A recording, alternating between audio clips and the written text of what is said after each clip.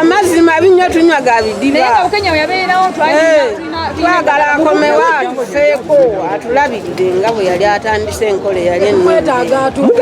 ye yatuyise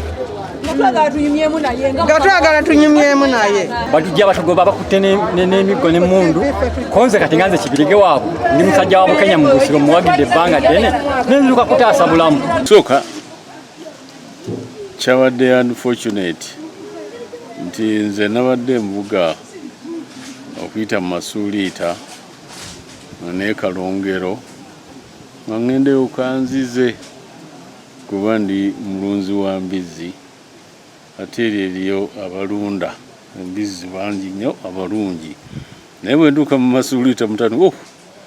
ne bayiika naye bamwabaddeyo mwalabye ne DPC nabadde naye ninavuze obuvuzi n'engenda naye nabadde ndyekanzize nga mpulira bagamba tebakubye amasasi e Masuuliita okuba amasasi mu bantu abatalina mmundu abaali mu lutalo olwaleeta obununuzi wano mu Uganda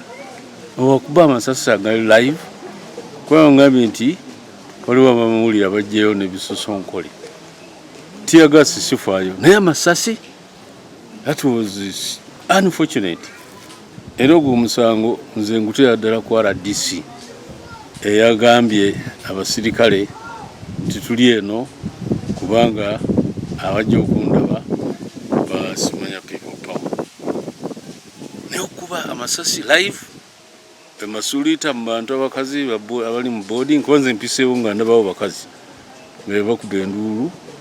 n'okubamu amasasi I condemn that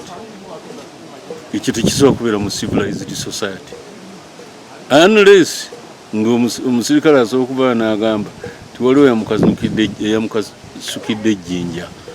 tebadde agezaako kwetaasa oba aliwo eyamukasukidde enkonyogo kuba tewabaddewo nsuubira alina mmundu so ekyo kiri terrible for a democratic country kiri terrible nga gavumenti eri mu buyinza kati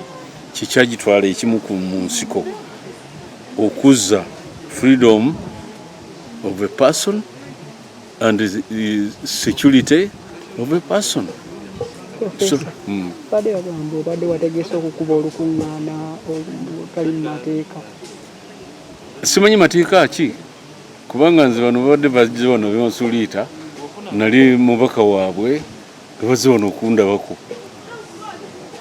saakubye olukuŋŋaana tira politics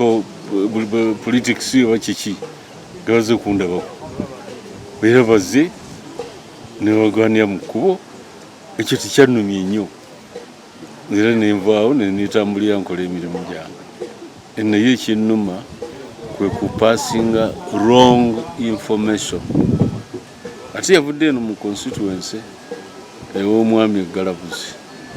agambe nti nze mpisa olukuŋŋaana wano olwa people power nze Bukenya NRM mpisa olukuŋŋaana olwa people power